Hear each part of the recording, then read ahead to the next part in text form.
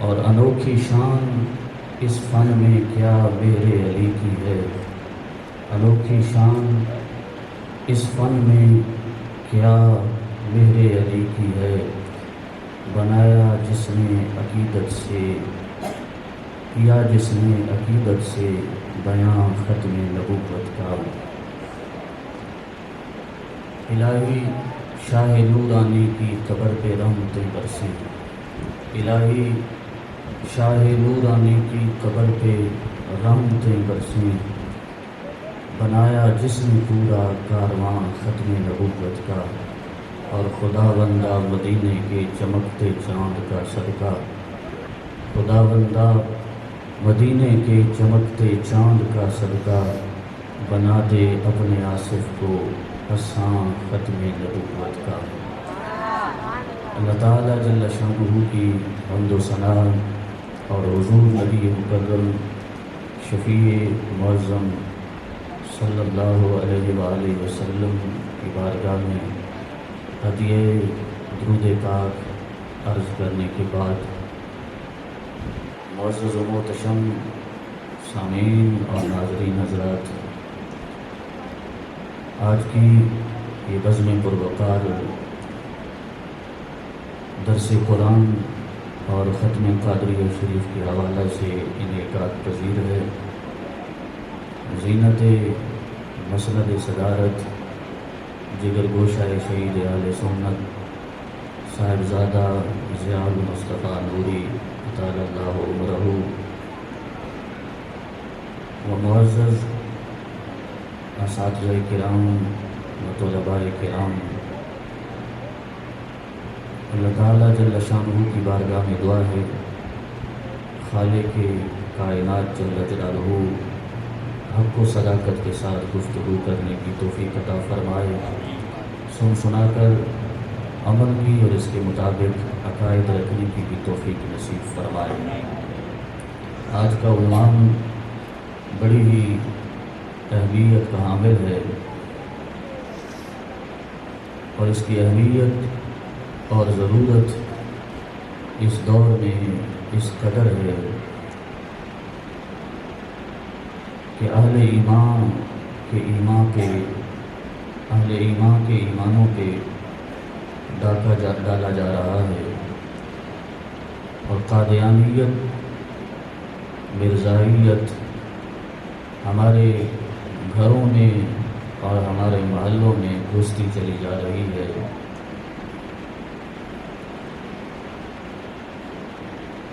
جس وجہ سے ہم جس طریقے سے ہمیں اس کا تدارک کرنا چاہیے تھا، اور جس قدر ہمیں اپنے اس عظیم عقیدے کا تحفظ کرنا چاہیے تھا، اس قدر ہم اس عقیدہ پاک کا تحفظ نہیں کر رہے۔ اس کی اہمیت کا اندازہ اس بات سے لگانا بڑا ہی آسان ہے کہ اس امت کا سب سے پہلا اجماع اسی مسئلے پہ منعقد ہوا کہ منکر ختم نبوت کافر بھی ہے اور واجب القتل بھی ہے۔ اس امت کا سب سے پہلا اجماع اسی مسئلے پہ منعقد ہوا، اور پھر صدیاں گزر گئیں، اہل ایمان کا اور اہل علم کا اس بات پہ اتفاق ہے کہ منکر ختم نبوت تو کافر ہے ہی، لیکن اگر کوئی شخص اسے کافر تسلیم نہیں کرے گا تو وہ بھی کافر ہو جائے گا، اور اگر کوئی مسلمان اس کے کفر میں شک کرے گا تو وہ شک کرنے والا بھی کافر ہو جائے گا۔ اس عقیدے کی اہمیت کا اندازہ اس بات سے بھی لگایا جا سکتا ہے کہ حضور رسالت مآب صلی اللہ علیہ وآلہ وسلم کے دور پاک میں جتنی بھی جنگیں غزوات ہوئے ان سب میں جتنے صحابہ کرام علی الرضوان نے جام شہادت نوش کیا ان کی کل تعداد ہے 259۔ نبی کریم صلی اللہ علیہ وسلم کے زمانہ پاک میں جتنی بھی جنگیں ہوئیں اور ان جنگوں میں ان غزوات میں جتنے بھی صحابہ کرام علی الرضوان شہید ہوئے جام شہادت نوش کیا ان سب کی تعداد کتنی ہے؟ 259۔ لیکن عقیدہ ختم نبوت کے تحفظ کے لیے جو جنگ لڑی گئی، عقیدہ ختم نبوت کے تحفظ کے لیے جو پہلی جنگ یمامہ کے مقام پہ لڑی گئی، اس میں شہید ہونے والے صحابہ کرام اور تابعین کی تعداد ہے 1200۔ یعنی پورے زمانہ رسالت مآب صلی اللہ علیہ وآلہ وسلم میں جنگوں میں جتنے لوگ شہید ہوئے ان کی تعداد صرف اور صرف 259، اور فقط اس ایک جنگ میں جو عقیدہ ختم نبوت کے تحفظ کے لیے لڑی گئی اس میں شہادت پانے والے صحابہ کرام اور تابعین کی تعداد کتنی ہے؟ 1200۔ اور ان 1200 میں بھی 700 لوگ قرآن کے حفاظ اور علماء تھے۔ 700 لوگ ایسے تھے جو قرآن کے حافظ بھی تھے اور قرآن کے عالم بھی تھے، جنہوں نے اس مقدس فریضہ کو سر انجام دیتے ہوئے جام شہادت نوش کیا۔ پھر تاجدار صداقت سیدنا صدیق اکبر رضی اللہ تعالی عنہ نے اپنے دور پاک میں ایک پالیسی بنائی تھی کہ اب جتنی بھی جنگیں ہوں گی ان میں بدری صحابہ کرام کو نہیں بھیجا جائے گا، بدری صحابہ کرام کو جنگوں پہ نہیں بھیجا جائے گا، کیونکہ وہ عظیم لوگ ہیں، بدری صحابہ ہیں، ان سے صرف اور صرف تبرک حاصل کیا جائے گا۔ لیکن جو ہی حضور رسالت مآب صلی اللہ علیہ وسلم کی ختم نبوت پہ حملہ ہوتا ہے تو تاجدار صداقت سیدنا صدیق اکبر رضی اللہ تعالیٰ عنہ اپنی بنائی ہوئی پالیسی اور اپنا بنایا ہوا قانون توڑتے ہوئے فرماتے ہیں کہ چاہے کوئی بدری ہے یا غیر بدری، اب سب کو حضور رسالت مآب صلی اللہ علیہ وسلم کے عقیدہ ختم نبوت کے تحفظ کے لیے جانا پڑے گا۔ پھر تاریخ گواہ ہے کہ جب مسیلمہ کذاب نے حضور رسالت مآب صلی اللہ علیہ وسلم کے زمانہ پاک میں ہی، آپ کی ظاہری حیات پاک میں ہی دعوی نبوت کیا،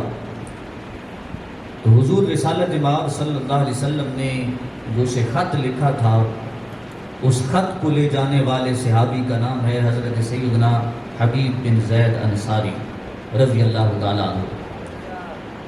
سیدنا حبیب بن زید انصاری رضی اللہ تعالیٰ عنہ حضور صلی اللہ علیہ وسلم کا خط لے کے گئے، اور حضور سید عالم صلی اللہ علیہ وسلم نے لکھا تھا کہ اے مسیلمہ کذاب، ختم نبوت کا تاج رب ذوالجلال نے میرے سر ہی پہنایا ہے، اور میری ذات پر رب ذوالجلال نے نبوت کو ختم فرما دیا ہے، اس لیے تو جھوٹا اور کذاب ہے، اور تیرے جھوٹے اور کذاب ہونے کی تجھے سزا دی جائے گی۔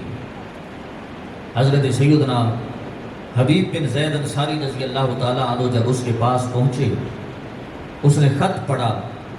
تو خط پڑھتے ہوئے اس نے حضرت سیدنا حبیب بن زید انصاری رضی اللہ تعالیٰ عنہ سے پوچھا، اتشہد ان محمد رسول اللہ، اے حبیب بن زید، کیا تم اس بات کی گواہی دیتے ہو کہ محمد مصطفیٰ صلی اللہ علیہ وسلم اللہ کے رسول ہیں؟ تو آپ نے فرمایا، نعم اشہد ان محمد رسول اللہ، ہاں میں گواہی دیتا ہوں کہ حضور محمد مصطفیٰ صلی اللہ علیہ وسلم اللہ کے رسول ہیں۔ جب آپ کا یہ جواب سنا تو اس نے دوسرا سوال کیا، اتشہد انی رسول اللہ، معاذ اللہ، کیا تم اس بات کی بھی گواہی دیتے ہو کہ میں بھی اللہ کے رسول ہوں؟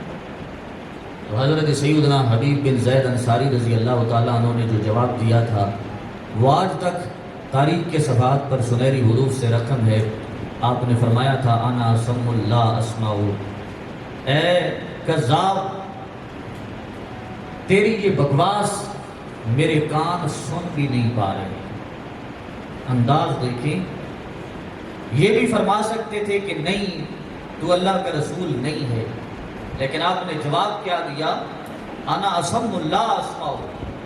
اے کذاب تیری یہ بکواس سننے کے لیے میرے کان تیار ہی نہیں ہیں. ہم اس بات کو سن ہی نہیں سکتے کہ حضور کے بعد بھی کوئی نبوت کا دعویٰ کر سکتا ہے. ہم اس بات کو سن ہی نہیں سکتے، اور سن برداشت کیسے کر سکتے؟ جب پہلی مرتبہ اس نے یہ جواب سنا تو اس نے کہا حبیب بن زید کا ایک بازو کاٹ دیا جائے. سیدنا حبیب بن زید انصاری رضی اللہ تعالیٰ عنہ کا ایک بازو کاٹ دیا گیا. بازو کاٹنے کے بعد اس نے پھر پوچھا اتشہد ان محمد رسول اللہ، کیا تم گواہی دیتے ہو کہ محمد مصطفیٰ اللہ کے رسول ہیں؟ تو آپ نے فرمایا نعم اشہد ان محمد رسول اللہ، میں گواہی دیتا ہوں کہ آپ اللہ کے رسول ہیں. اس نے پھر سوال کیا اتشہد انی رسول اللہ، کیا تم اس بات کی بھی گواہی دیتے ہو کہ میں بھی اللہ کا رسول ہوں؟ تو آپ نے پھر وہی الفاظ دہرائے انا سم اللہ اسماء، اے کذاب میرے کان تیری اس بکواس کو سننا ہی نہیں چاہتے. اس نے پھر کہا کہ ان کا دوسرا بازو بھی کاٹ دیا جائے. یہ کہنا آسان ہے، سہنا مشکل ہے. ہمیں ایک کانٹا بھی چبھتا ہے تو سی اور ہائے نکل جاتی ہے. اگر تھوڑی سی چھری کی نوک لگ جائے اور چھوٹا سا زخم آ جائے تو ہم پٹیاں باندھتے نہیں تھکتے. لیکن قربان جائیں ان حضور کے پروانوں اور غلاموں پر کہ جب مسیلمہ کذاب پوچھتا ہے کہ کیا میں بھی اللہ کا رسول ہوں، اور آپ اس کا جواب دیتے ہیں کہ تو اللہ کا رسول، میرے کان اس بات کی صلاحیت ہی نہیں رکھتے کہ تیری اس آواز کو سنیں، اور میرے کان تیری اس بکواس کو سننا ہی نہیں چاہتے. جب آپ یہ جواب دیتے ہیں تو وہ ایک بازو کاٹتا ہے، پھر دوسرا بازو کاٹتا ہے، پھر تیسری مرتبہ پوچھتا ہے. تو تیسری مرتبہ بھی یہی جواب آنے پر وہ آپ کی ایک ٹانگ کاٹنے کا حکم دیتا ہے. پھر بار بار یہ سوال کرتا جاتا ہے،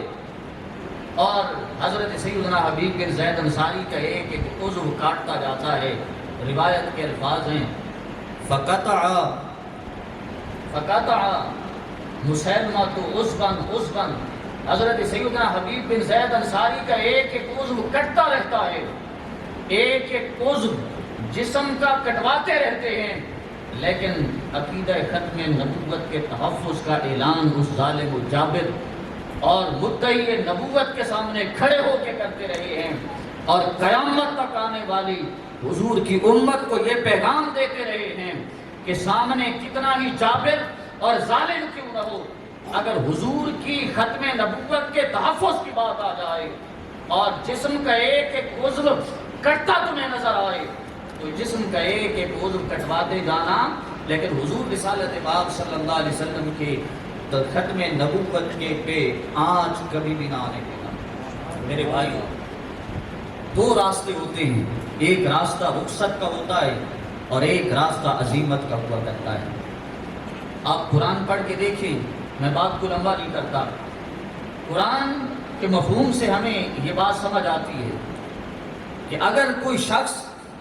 اسے جان کا خطرہ پڑ جائے اور اسے یقین ہو کہ میری جان چلی جائے گی، تو اگر وہ زبان سے کلمہ کفر بھی بول دے لیکن دل اس کا ایمان پہ قائم ہو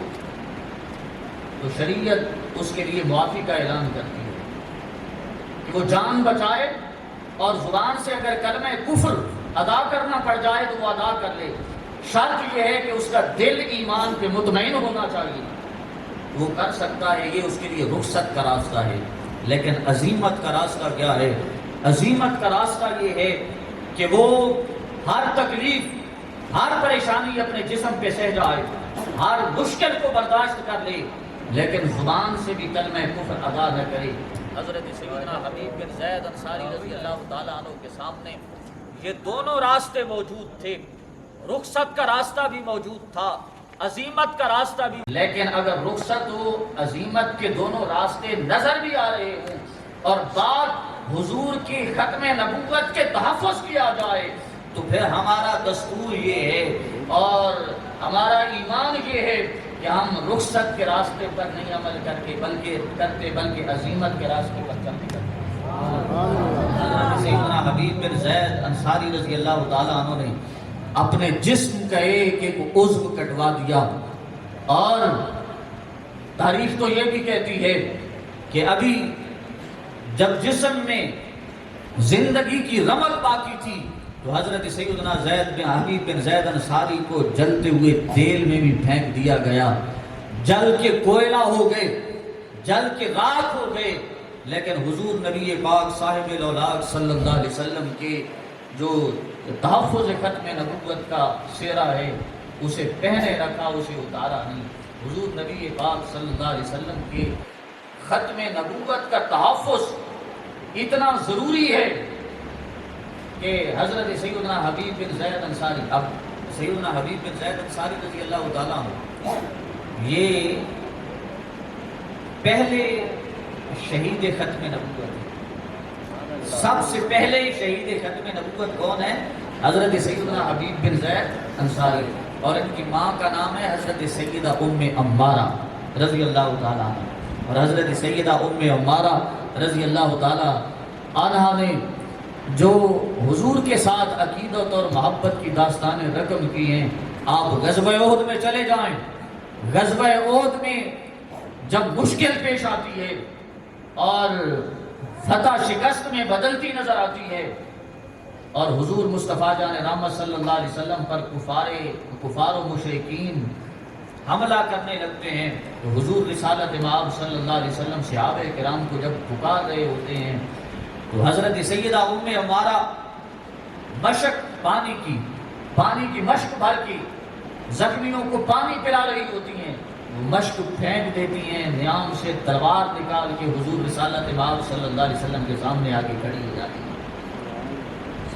اور جو بھی اٹھتی ہوئی تلوار حضور کی طرف آتی ہے بڑھ چڑھ کے دشمن کا مقابلہ کرتی ہیں، اور احد کے میدان میں حضور کا دفاع کرتے ہوئے آپ کی گردن پہ تلوار لگتی ہے، گوشت کا ایک ٹکڑا کٹ کے نیچے گر جاتا ہے، لیکن پھر بھی حضور کے دفاع کے لیے تن کے کھڑی ہو جاتی ہیں اور برملا اعلان کرتی ہیں کہ حضور تک بعد میں پہنچو گے، پہلے ام عمارہ کا مقابلہ کرنا پڑے گا۔ اس محبت کے انداز کو جب حضور دیکھتے ہیں تو حضور رسالت مآب صلی اللہ علیہ وسلم دعا کے لیے ہاتھ اٹھاتے ہیں، یا اللہ ام عمارہ اور اس کے خاندان کو جنت میں میری رفاقت عطا کر، جنت میں میری رفاقت عطا کر دینا۔ یعنی حضور کے ناموس کی خاطر جو اپنی جان کا نذرانہ پیش کرتا ہے، جب حضور رسالت مآب صلی اللہ علیہ وسلم کے ناموس کے لیے اپنے آپ کو پیش کرتا ہے، حضور اتنے خوش ہوتے ہیں کہ خوش ہو کے آپ دعاؤں سے نواز رہے ہیں اور رب سے وہ جنت میں اپنی رفاقت مانگ رہے ہیں۔ حضرت سیدنا حبیب بن زید انصاری رضی اللہ تعالیٰ عنہ کے پاس رخصت کا راستہ بھی تھا، لیکن عزیمت کا راستہ اختیار کرتے ہوئے انہوں نے اس امت کو بتایا کہ جان جاتی ہے تو چلی جائے،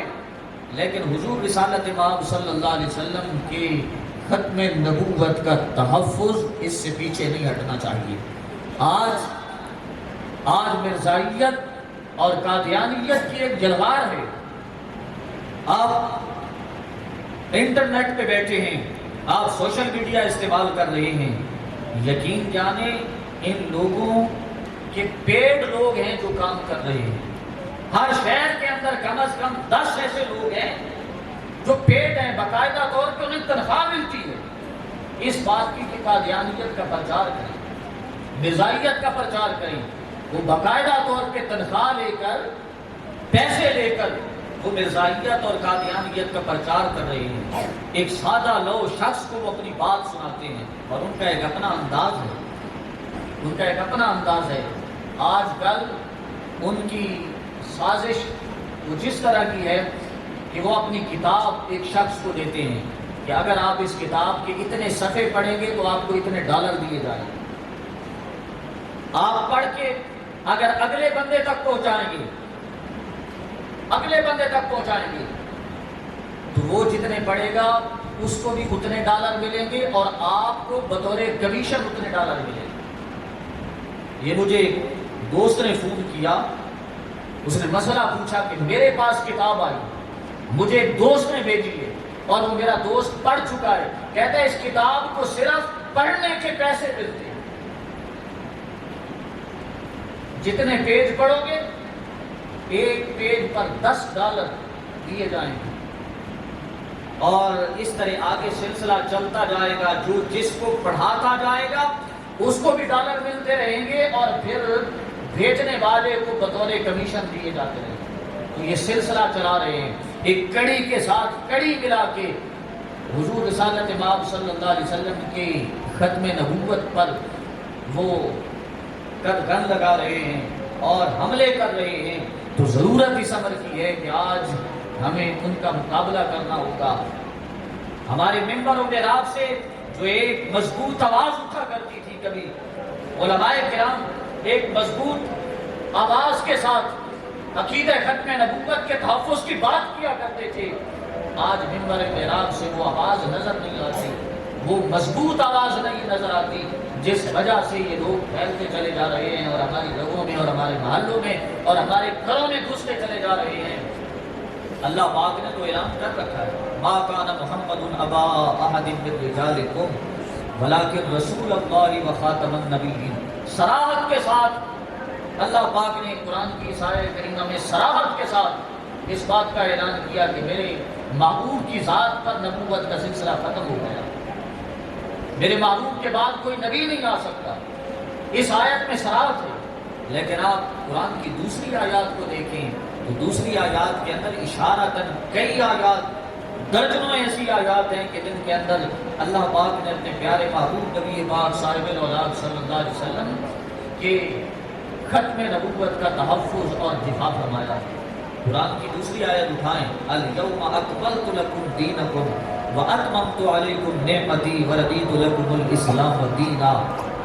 اے محبوب، آج ہم نے آپ کے لیے آپ کا دین مکمل فرما دیا. واتممت علیکم نعمتی، اور آپ کی ذات پر ہم نے اپنی نعمت کو پورا فرما دیا. وردیت لکم الاسلام دینا، اور آپ کی ذات کے لیے ہم نے اسلام کو بطور دین پسند فرما لیا.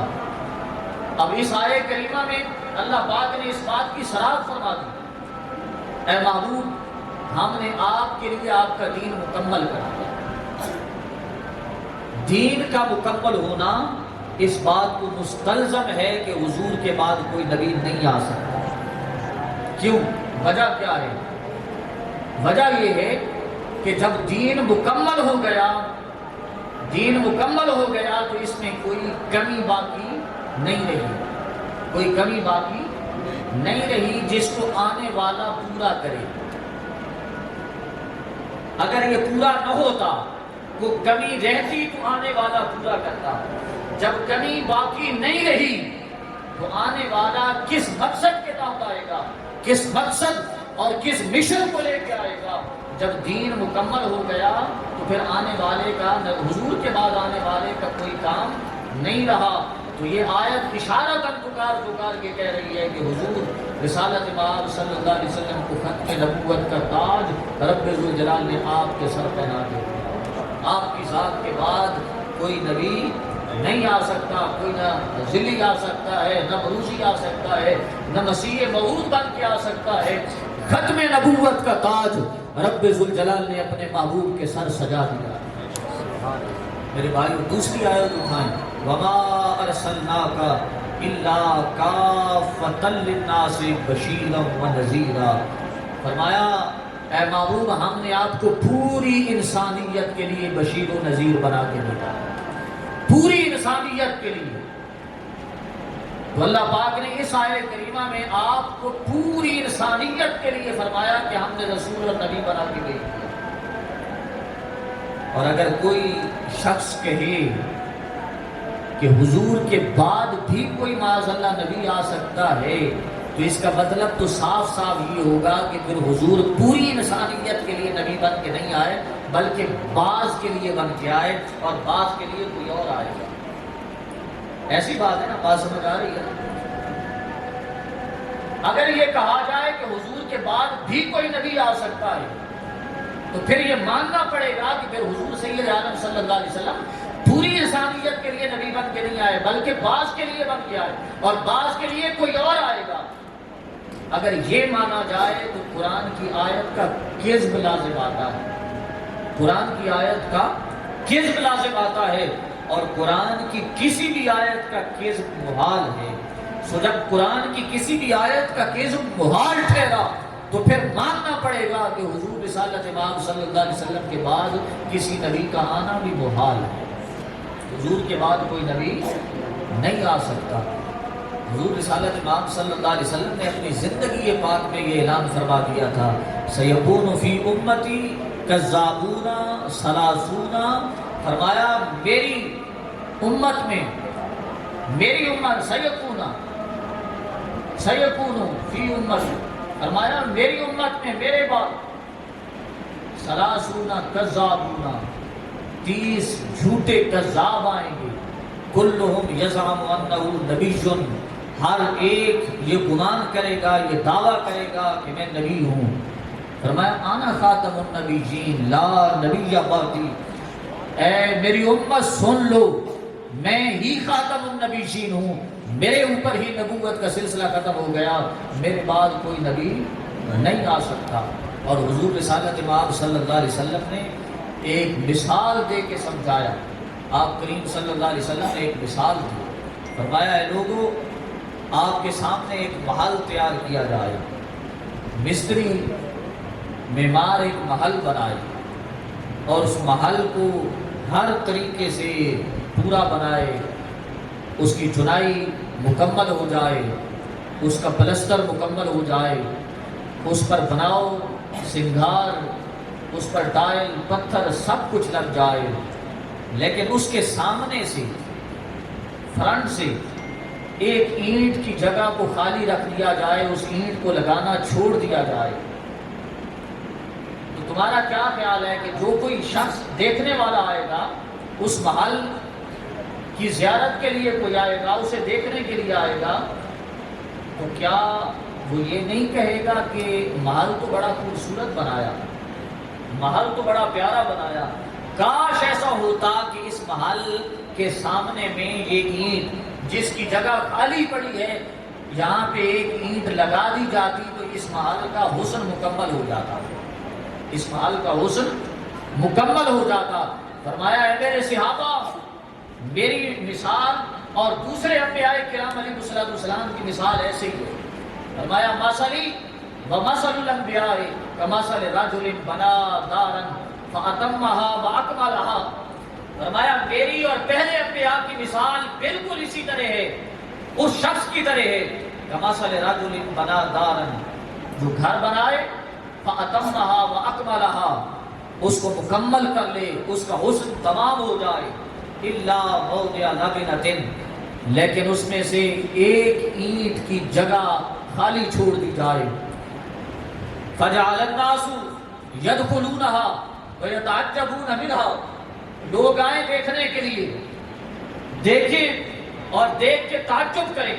وَيَقُولُونَ لَوْلَا مَوْضِعُ اللَّبِنَةِ، اور آ کے کہیں کہ کاش اس ایک اینٹ کو لگا دیا جاتا تو یہ محل مکمل ہو جاتا۔ حضور رسالت امام صلی اللہ علیہ وسلم کی بات فرما کے صحابہ کرام کو فرمانے لگے، فَأَنَا مَوْضِعُ اللَّبِنَةِ،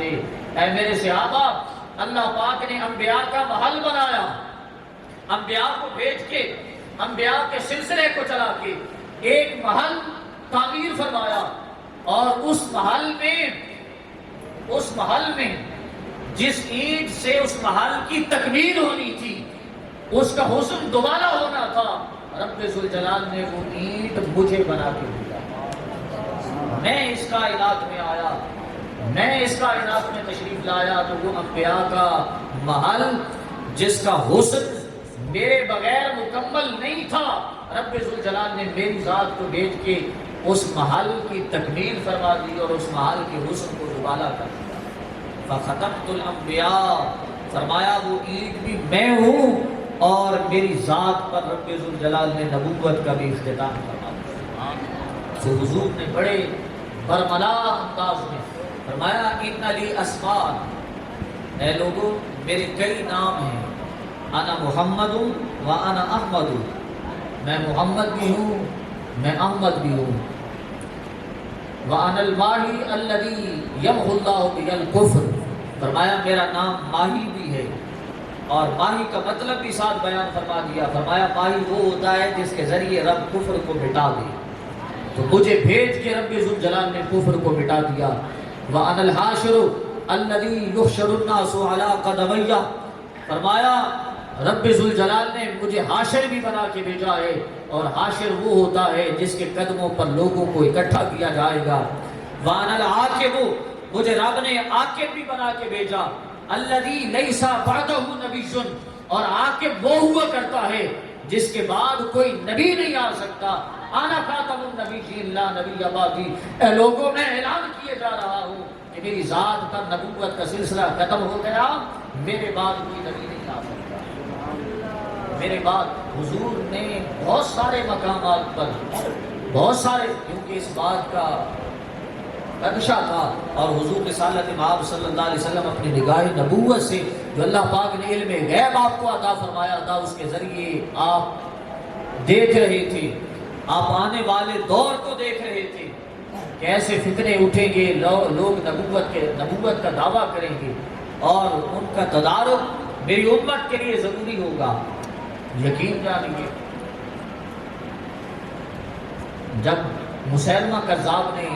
دعوی نبوت کیا نا، حضور رسالت مآب صلی اللہ علیہ وسلم نے اس کو خط لکھا، اور خط لکھنے کے بعد حضرت سیدنا حبیب بن زید انصاری رضی اللہ تعالیٰ عنہ کی جب شہادت ہو گئی، حضور رسالت مآب صلی اللہ علیہ وسلم اس دنیا سے تشریف لے گئے،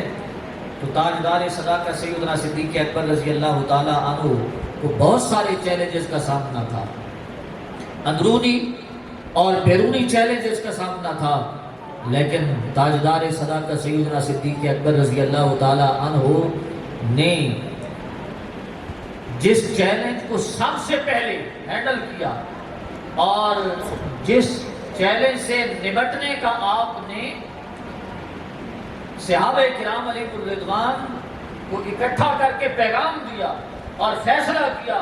وہ یہی تھا کہ منکرین ختم نبوت کے سر کو کچلا جائے۔ ایک روایت کے مطابق مسیلمہ کذاب اس وقت 40,000 لوگ جمع کر چکا تھا، اور دوسری روایت کے مطابق 80,000 لوگ اس کے پیروکار بن گئے تھے، اس کا کلمہ پڑھتے تھے، اذان ہوتی تھی اشہد ان محمد رسول اللہ کے بعد مسیلمہ کذاب کا اذان میں نام لیا جاتا تھا۔ 80,000 لوگ اس کے پیروکار بن گئے تھے۔ اس 80,000 کے لشکر کو کچلنے کے لیے صحابہ کرام جو جذبہ لے کے چلے تھے، ان کی تعداد تھی فقط 24,000۔ کتنی؟ 24,000 صحابہ کرام عقیدہ ختم نبوت کے تحفظ کی خاطر نکلے تھے، اور ان کی کمانڈ کون کر رہے تھے؟ حضرت سیدنا خالد بن ولید رضی اللہ تعالیٰ عنہ، اللہ کی تلوار جنہیں کہا جاتا ہے۔ حضور نے جنہیں سیف اللہ کا ٹائٹل دیا ہے، یہ حضرت سیدنا خالد بن ولید کون ہے؟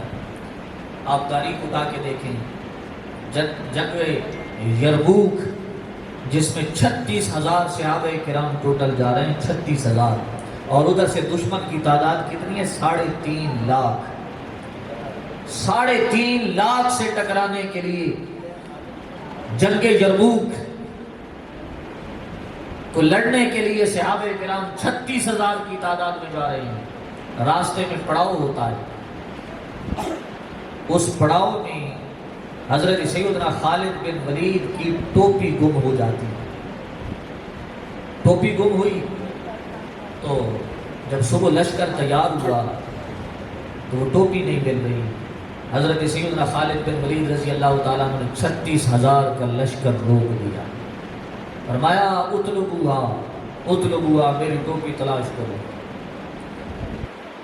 لوگ ٹوپی تلاش کر رہے ہیں اور ساتھ ایک دوسرے سے سوال بھی کر رہے ہیں کہ اتنی قیمتی ٹوپی ہے کہ جس کی خاطر اسلام کے اتنے عظیم کمانڈر نے اتنا بڑا لشکر روک رکھا ہے۔ ٹوپی تلاش کرتے رہے، بڑی مشکل سے وہ ٹوپی ملی۔ جب ٹوپی ملی تو ہر نگاہ بڑے تعجب سے ایک دوسرے سے استفسار کر رہی تھی کہ بھائیو دیکھو، ایک سادہ سے کپڑے کی بنی ہوئی ٹوپی ہے، اس کے اوپر پتہ نہیں کتنے پیوند لگے ہوئے ہیں، لیکن اس ٹوپی کے اندر آخر رکھا کیا ہے کہ اس ٹوپی کو تلاش کرنے کے لیے اللہ کی تلوار نے ایک اتنا بڑا لشکر روک رکھا ہے۔ اتنے بڑے کمانڈر ہیں لیکن اتنا بڑا لشکر فقط ایک ٹوپی کو تلاش کرنے کے لیے روک رکھا ہے، اس کی وجہ کیا ہے؟ جب سیدنا خالد بن ولید رضی اللہ تعالیٰ عنہ سے پوچھا گیا،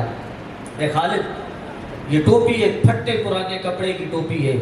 اس کے بدلے میں کوئی اور ٹوپی بھی مل سکتی تھی، کسی دوسرے سپاہی سے وہ ٹوپی مانگی جا سکتی تھی، آپ اپنے سر پہ کر لیتے، لیکن آخر اس ٹوپی کو تلاش کرنے کے لیے آپ نے اتنا بڑا لشکر کیوں روکا؟ تو سیدنا خالد بن ولید رضی اللہ تعالیٰ عنہ نے فرمایا کہ صلح حدیبیہ کے مقام پر حضور نے اپنا حلق مبارک بنوایا تھا، کچھ صحابہ کرام نے دائیں طرف کے منہ مبارک لے لیے تھے، کچھ نے بائیں طرف کے منہ مبارک لے لیے، کچھ نے پیچھے کی طرف کے منہ مبارک لے لیے۔ میرے حصے میں حضور رسالت مآب صلی اللہ علیہ وسلم کے پیشانی والے منہ مبارک آئے تھے۔ میں نے سوچا کہ انہیں دائیں رکھوں گا، بائیں رکھوں گا، آگے اور پیچھے رکھوں گا تو بے ادبی ہو جائے گی، میں نے ان منہ مبارک کو اس ٹوپی میں سلوا دیا تھا، ان منہ مبارک کو میں نے اس ٹوپی میں سلوایا تھا۔ اور ایسے آواز سن لو، آج تک خالد بن ولید اس ٹوپی کو کر کے جس بھی مہم کے لیے، جس بھی جنگ کے لیے نکلا ہے، فاتح بن کے آیا ہے، کبھی شکست نہیں ہوئی۔ کیوں؟ اس لیے کہ اس ٹوپی میں حضور رسالت مآب صلی اللہ علیہ وسلم کے منہ مبارک سلے ہوئے۔ صحابہ کرام کا ان کا وہ جنگ ایسے نہیں لڑا کرتے تھے، ان کا ایک عقیدہ تھا کہ حضور رسالت مآب صلی اللہ علیہ وسلم کے جسم پاک سے ایک منہ مبارک کو اگر نسبت حاصل ہو جائے تو وہ منہ مبارک بھی مشکل کو آسان کر دیا۔ حضرت خالد بن ولید رضی اللہ تعالیٰ عنہ 26,000 کا لشکر لے کے مسیلمہ کذاب کا مقابلہ کرنے کے لیے جا رہے ہیں، اور مسیلمہ کذاب جب شکست کھانے لگا تو صحابہ کرام کا جذبہ دیکھیں جو عقیدہ ختم نبوت کے تحفظ کے لیے نکلے تھے۔ جب مسیلمہ شکست کھانے لگا تو اس نے اپنا جو بچا کھچا لشکر تھا اسے اپنے قلعے میں بلا لیا اور اپنے آپ کو قلعے میں بند کر دیا۔ قلعے کا دروازہ بند ہو گیا۔ جب قلعے کا دروازہ بند ہو گیا تو مسلمانوں کے لیے، حضور کے صحابہ کے لیے اس دروازے کو کھولنا بڑا مشکل ہو گیا۔ قلعے کی فصیل بڑی بلند تھی جس پر چڑھنا بڑا مشکل تھا، اس کو کراس کرنا مشکل تھا۔ تو اب سوال پیدا ہوا کہ دروازہ کھول کے دشمن کے گھر تک کیسے پہنچا جائے۔ تو ایک صحابی رسول حضرت سیدنا خالد بن ولید دعا کی عرض کرتے ہیں، حضور ایسے کریں مجھے اٹھا کے قلعے کے اندر پھینک دیں۔ بھائی آپ کو پھینکیں گے، آگے دشمن ہے، آپ کی تو بوٹیاں نوچ لے گا، آپ کے ٹکڑے ٹکڑے کر دے گا، آپ دروازہ کیسے کھولیں گے؟ اے خالد بن ولید آپ مجھے پھینک کے تو دیکھو، جسم کٹتا رہے گا، جسم کہے کہ عضو بے شک کٹتا رہے گا، جسم کے چیتھڑے اڑتے رہیں گے، لیکن میں آپ کے ساتھ وعدہ کر کے جا رہا ہوں مسلمانوں کے لیے دروازہ ضرور کھولوں گا۔ تاریخ گواہ ہے اس عظیم مجاہد کو اٹھا کے قلعے کی فصیل قلعے کے اندر پھینکا گیا۔ تیر اور تلواروں کو لے کے لوگ جھپٹ پڑے، تیر بھی لگتے رہے، تلواریں بھی چلتی رہیں، جسم کٹتا رہا، جام شہادت بعد میں نوش کیا، پہلے اس مجاہد اسلام نے دروازہ کھولا، اس کی قربانی کی وجہ سے دروازہ کھلا اور لشکر اسلام قلعے میں داخل ہوا، اور پھر حضرت سیدہ ام عمارہ رضی اللہ تعالی عنہا اور حضرت سیدنا عبداللہ بن زید رضی اللہ تعالی عنہ حضرت سیدہ ام عمارہ کے دوسرے بیٹے تھے۔ اب دیکھیں جذبہ، دیکھیں ہم اگر چھوٹی سی قربانی دیتے ہیں تو اسے لوگوں پہ پیش کرتے تھکتے نہیں ہیں، بھائی میں نے یہ بھی قربانی دی ہے اسلام کی خاطر، میں نے یہ بھی قربانی دی ہے، میں نے یہ بھی قربانی دی ہے۔ حضرت ام عمارہ رضی اللہ تعالی عنہ ایک بیٹے کی قربانی حضرت سیدنا حبیب بن زید کی دے چکی تھی، خود جنگوں میں زخمیوں کو پانی پلا چکی تھی، حضور رسالت امام صلی اللہ علیہ وسلم کا دفاع کر چکی تھی، تو وہ بھی کہتی ہیں کہ بھائی میں ایک بیٹا دے چکی ہوں، اب دوسرا بیٹا نہ بھیجوں، یا دوسرا بیٹا بھیج دوں تو خود نہ جاؤں۔ لیکن عقیدہ ختم نبوت کے تحفظ کے لیے حضرت سیدہ ام عمارہ جب لشکر اسلام قلعے میں داخل ہوتا ہے تو سب سے پہلے حضرت سیدنا خالد بن ولید کو کہتی ہیں، عرض کرتی ہیں، اے جرنیل اسلام مجھے اجازت دی جائے کہ مسیلمہ کذاب کو میں اپنے ہاتھوں سے مارنا چاہتی ہوں۔ پھر مسیلمہ کذاب کو پہلی برچھی اور پہلا خنجر ان دونوں ماں بیٹے نے مارا تھا۔ پھر وہ غائب ہو گیا، ایک باغ میں چھپ گیا،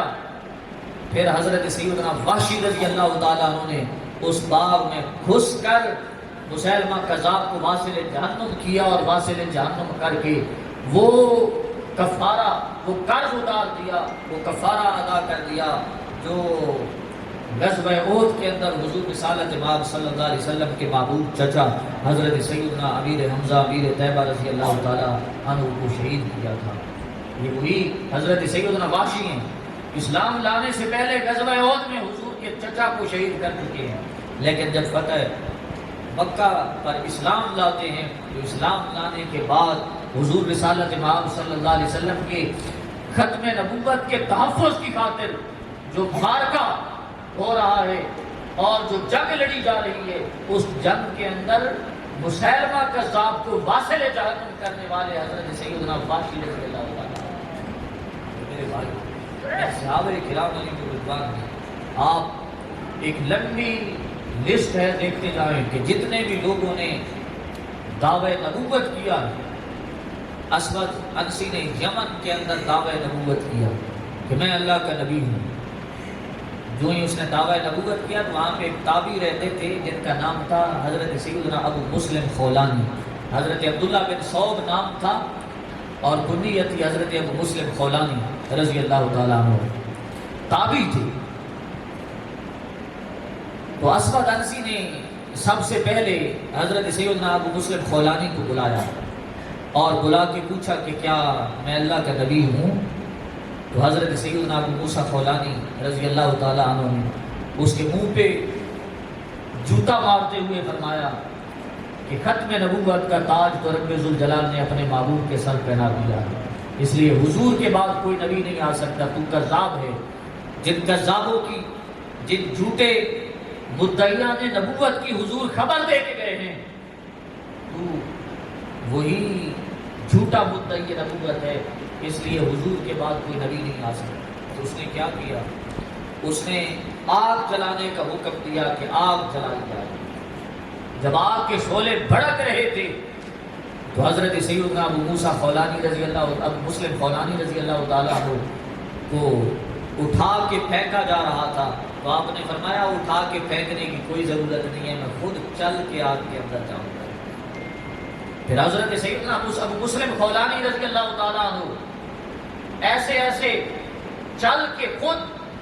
آگ کے اندر داخل ہوئے، آگ کے اندر جا کے کھڑے ہو گئے اور تاریخ اٹھا کے دیکھیں جنہوں نے عقیدہ ختم نبوت کے تحفظ کے لیے قربانیاں دی ہیں، رب ذوالجلال نے ان کی شانیں اتنی بلند کی ہیں کہ رب ذوالجلال نے آگ کو بھی ٹھنڈا فرما دیا، آگ کو ٹھنڈا فرما دیا، آگ ٹھنڈی ہو گئی، آگ بجھتے بجھتے بجھ گئی، حضرت سیدنا ابو مسلم خولانی رضی اللہ تعالیٰ عنہ اس آگ کے اندر کھڑے رہے. جب آگ بجھ گئی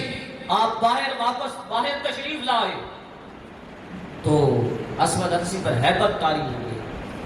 اور وہ ہیبت یہ تھی کہ اس ابو مسلم خولانی کی اس کرامت کو دیکھ کر اور اللہ پاک کے ان پر اس کرم کو دیکھ کر لوگ مجھے چھوڑ جائیں گے، اس لیے اس مسلم خولانی کو نکال دیا. حضرت ابو مسلم خولانی رضی اللہ تعالیٰ عنہ چلتے چلتے مدینہ پاک تشریف لائے. مسجد نبوی میں سیدنا صدیق اکبر بیٹھے ہیں، سیدنا فاروق اعظم بیٹھے ہیں. آ کے مسجد کے باہر حضرت سیدنا ابو مسلم خولانی نے اپنی سواری باندھی، سواری باندھ کے مسجد کے ایک صدوق کے ساتھ نماز شروع کر دی. سیدنا فاروق اعظم نے جو ہی دیکھا کہ وہ اجنبی ہے اور مسجد میں آ کے نماز پڑھ رہا ہے، تو سیدنا فاروق اعظم پاس آ کے کھڑے ہو گئے. نماز جب مکمل ہوئی تو آپ نے پوچھا کہاں سے آئے ہو؟ تو انہوں نے کہا یمن سے آیا. جو ہی یمن کا نام لیا نا، یمن کا نام لیا، تو حضرت سیدنا فاروق اعظم نے پہلا سوال ہی یہ کیا کہ ہمارا ایک یار ہے ابو مسلم خولانی، اسے حضور کے ختم نبوت کے تحفظ کے لیے اس نے اپنی جان کو ہتھیلی کے رکھتے ہوئے وہ آگ میں داخل ہو گئے، انہیں آگ میں ڈالا گیا، لیکن آگ ان پر ٹھنڈی ہو گئی. کیا ہمارے اس یار کا بھی تمہیں پتا ہے؟ تو حضرت سیدنا ابو مسلم خولانی نے جو ہی یہ الفاظ سنے نا تو آپ نے عرض کی انہیں عبداللہ بن صوب کہتے ہیں. اپنا نام تھا نا عبداللہ بن صوب، کہا انہیں عبداللہ بن صوب کہتے ہیں. جو ہی یہ الفاظ کہے تو حضرت سیدنا فاروق اعظم جو خدا داد فراست تھی جو اللہ پاک نے عطا فرمائی تھی، اس سے سمجھ گئے کہ یہی حضرت سیدنا ابو مسلم خولانی ہے. فقبل ما بین عینیہ، سیدنا فاروق اعظم رضی اللہ تعالیٰ عنہ نے انہیں اٹھایا اور اٹھا کے حضرت سیدنا ابو مسلم خولانی کا ماتھا چومنے لگ گئے. ماتھا چوم کے انہیں ساتھ لے گئے. ایک کونے میں سیدنا صدیق اکبر بیٹھے ہیں. سیدنا صدیق اکبر اور سیدنا فاروق اعظم نے دونوں نے مل کے اپنے درمیان میں حضرت سیدنا ابو مسلم خولانی کو بٹھایا اور بٹھا کے سیدنا فاروق اعظم کے الفاظ ہیں الحمدللہ الذی لم یمتنی، اللہ کا شکر ہے کہ جس نے مجھے اتنے تک موت نہیں دی جتنے تک حتی ارانی من امت محمد، جتنے تک مجھے حضور کا وہ امتی نہیں دکھا دیا من فعلا کما فعلا بابراہیم، کہ جس کے ساتھ اللہ پاک نے حضرت ابراہیم خلیل اللہ والا معاملہ فرمایا. سبحان اللہ. حضرت سیدنا فاروق اعظم کہتے ہیں میں خوش قسمت ہوں کہ میں حضور کی امت کا وہ فرد دیکھ رہا ہوں، حضور کی امت کے اس فرد کی زیارت کر رہا ہوں کہ جس کے ساتھ رب نے وہ معاملہ کیا ہے جو معاملہ اللہ پاک نے اپنے خلیل کے ساتھ کیا تھا. یعنی اللہ پاک نے اپنے خلیل کے لیے بھی آپ کو ٹھنڈا فرما دیا تھا، اور ہمارے اس یار حضرت ابو مسلم خولانی رضی اللہ تعالیٰ عنہ کے لیے بھی آپ کو ٹھنڈا فرما دیا ہے. کیوں؟ اس لیے کہ یہ حضور کی ختم نبوت پہ پہرا دے رہے تھے. اب حضرت ابو مسلم خولانی رضی اللہ تعالیٰ عنہ سیدنا صدیق اکبر کو عرض کرنے لگے حضور میرے لیے بخشش کی دعا کر دیں. جو ہی یہ الفاظ عرض کیے تو سیدنا صدیق اکبر رضی اللہ تعالیٰ عنہ اٹھ کے کھڑے ہو گئے اور فرمایا ابو مسلم آج ابو بکر کے لیے دعا تو کرے گا، آج ابو بکر تیرے لیے دعا نہیں کرے گا، آج ابو بکر کے لیے تو دعا کرے گا، تاکہ زمانے کو پتہ چل جائے کہ جو حضور کے ختم نبوت پہ پہرا دے کے آتا ہے تاجدار صداقت سیدنا صدیق اکبر بھی اس کو اس قابل سمجھتے ہیں، چاہے وہ تابعی کیوں نہ ہے، چاہے وہ تابعی کیوں نہیں ہے، اس قابل سمجھتے ہیں کہ وہ تاجدار صداقت کے لیے بخشش کی دعا کرے. اب دیکھیں خیر التابعین حضرت سیدنا اویس کرنی رضی اللہ تعالیٰ خیر التابعین ہیں، لیکن جتنے بھی بلند مقام پہ پہنچ جائیں وہ صحابہ کا مقام حاصل نہیں کر سکتے. تو حضرت سیدنا ابو مسلم خولانی بھی تابعی تھی، لیکن تابعی ہونے کے باوجود شیخین کریم ہیں حضرت سیدنا صدیق اکبر اور سیدنا فاروق اعظم رضی اللہ تعالیٰ عنہ، شیخین کریم ہیں، اسے اتنی عزت عطا فرما رہے ہیں. کیوں؟ وجہ کیا ہے کہ حضور کی ختم نبوت کے یہ پیرا دے کیا ہے. میرے بھائیو، حضور رسالت مآب صلی اللہ علیہ وسلم کے ختم نبوت کا تحفظ کرنا یہ ہر مسلمان کے لیے ضروری ہے، ہر اہل ایمان کے لیے ضروری ہے. اگر عقیدہ ختم نبوت کا تحفظ ہم سے نہ ہو سکا تو پھر ہمارا حال کیا ہوگا؟ ہمارا حال بھی انہی لوگوں جیسا ہوگا کہ جن لوگوں کے لیے حضرت سیدنا امام مالک نے فرمایا تھا کہ اگر حضور رسالت امام صلی اللہ علیہ وسلم کی بے ادبی اور توہین ہو رہی ہو اور امتی خاموش ہو کے بیٹھے ہوں تو اس امتی کو زندہ رہنے کا حق بھی باقی نہیں ہے. تو میرے بھائیو، آپ جہاں بھی کہیں دیکھیں، کسی شخص کو اپنے ارد گرد میں دیکھیں، کسی شخص کو اپنی واردات ڈالتے ہوئے دیکھیں کہ وہ حضور علیہ السلام کی ختم نبوت پہ ڈاکہ ڈال رہا ہے یا لوگوں کو اس قسم کی تبلیغ کر رہا ہے، تو خود بھی اس کا کلا کما کریں اور آگے جو ذمہ داران ہیں ان تک یہ پیغام پہنچائیں اور اس پیغام کو عام کریں کہ فلاں بندہ حضور رسالت مآب صلی اللہ علیہ وسلم کی ختم نبوت کے اوپر ٹکر لگا رہا ہے، اس لیے حضور کی ختم نبوت کا تحفظ ضروری ہے. اللہ پاک ہم سب کو عمل کی توفیق نصیب فرمائے.